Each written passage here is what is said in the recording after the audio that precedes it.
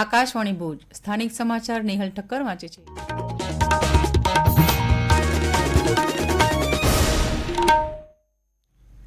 નમસ્કાર।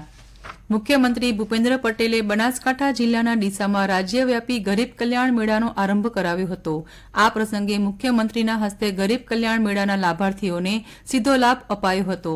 મુખ્યમંત્રીના હસ્તે ગરીબ કલ્યાણ મેળા દ્વારા 45.80 કરોડ રૂપિયાના યોજનાકીય લાભોનું લાભાર્થીઓને વિતરણ કરાયું હતું। આજ રોજ ભુજ ટાઉન હોલ ખાતે આયોજિત 14મા તબક્કાનો ગરીબ કલ્યાણ મેળો જિલ્લા પંચાયત પ્રમુખ જનકસિંહ જાડેજાના અધ્યક્ષ સ્થાને યોજાયો હતો, જેમાં તેમણે જણાવ્યું હતું કે આ મેળો અનેક ગરીબોના જીવનમાં ઉજાસ લાવશે અને ગરીબ કલ્યાણ મેળાના માધ્યમથી લોકોને સ્વરોજગાર, આરોગ્ય, મકાન સહિતના અનેક હેતુ માટે સાધન સહાય તથા આર્થિક સહાય આપવામાં આવી રહી છે। ભુજ ખાતેના મેળામાં 10 તાલુકાના 47,459 લાભાર્થીઓને રાજ્ય સરકારના પારદર્શક વહીવટ થકી સીધો લાભાર્થી સુધી તેનો લાભ પહોંચશે। આ પ્રસંગે ભુજના ધારાસભ્ય કેશુભાઈ પટેલે જણાવ્યું હતું કે ગરીબ કલ્યાણ મેળો ગરીબોને સ્વાવલંબી તથા આત્મનિર્ભર બનાવવા સહભાગી બની રહ્યો છે।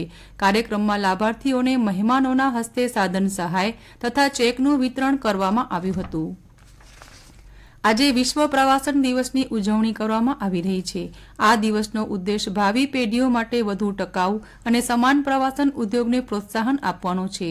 રાજ્યમાં ગત વર્ષ 2023-24માં કુલ 18 કરોડ 59 લાખથી વધુ પ્રવાસીઓ ગુજરાતના મહેમાન બન્યા છે, તેમ પ્રવાસન મંત્રી મુળુભાઈ બેરાએ જણાવ્યું હતું। તેમાં 17 કરોડ 50 લાખ સ્થાનિક પ્રવાસીઓ તેમજ 23,43,000 વિદેશી પ્રવાસીઓનો સમાવેશ થાય છે। ગયા વર્ષની સરખામણીએ વર્ષ 2023-24માં ગુજરાતમાં આવતા પ્રવાસીઓની સંખ્યામાં 24% નોંધપાત્ર વધારો થયો છે। સ્વચ્છતા હી સેવા અભિયાન અંતર્ગત આજરોજ કચ્છમાં નગરપાલિકા તથા ગ્રામ્ય કક્ષાએ જાહેર સ્થળોની સાફ સફાઈ હાથ ધરાઈ હતી। સફાઈ અભિયાન હેઠળ જિલ્લામાં શહેર તથા ગ્રામ્ય કક્ષાએ શાક માર્કેટ, ખાણીપીણી માર્કેટ, ઢાબા, રેસ્ટોરન્ટ, લોજ વગેરેની સાફ સફાઈ હાથ ધરી કચરાનો વૈજ્ઞાનિક ઢબે નિકાલ કરાયો હતો। નગરપાલિકા ક્ષેત્રોમાં સ્થાનિક વેપારીઓ, ફેરિયાઓ, સ્ટ્રીટ ફૂડ વિક્રેતાઓ વગેરેને સૂકા ભીના કચરાના નિકાલ માટે તથા તેના વ્યવસ્થાપન અંગે સમજ આપવામાં આવી હતી। ઉપરાંત સામૂહિક શૌચાલયની સફાઈ હાથ ધરાઈ હતી। અંજાર, ભુજ, માંડવી તથા વરસાણા, મોટી ભુજપુર, વવાર, પડાણા વગેરે ગામમાં સામૂહિક સાફ સફાઈ અભિયાન હાથ ધરાયું હતું। જિલ્લા ગ્રામ વિકાસ એજન્સીના નેજા હેઠળ દરેક તાલુકામાં આરોગ્ય વિભાગ દ્વારા સ્વચ્છતા હી સેવા 2024 અંતર્ગત કચ્છ જિલ્લાના સફાઈ મિત્રો માટે તાલુકા કક્ષાએ સફાઈ મિત્ર સુરક્ષા શિબિર યોજાઈ હતી। સફાઈ કર્મચારીઓની તંદુરસ્તીને ધ્યાનમાં લઈને યોજાયેલી આરોગ્ય શિબિરમાં સફાઈ મિત્રોનું મેડિકલ હેલ્થ ચેકઅપ તેમજ તેમને આરોગ્ય વિષયક માર્ગદર્શન આપવામાં આવ્યું હતું।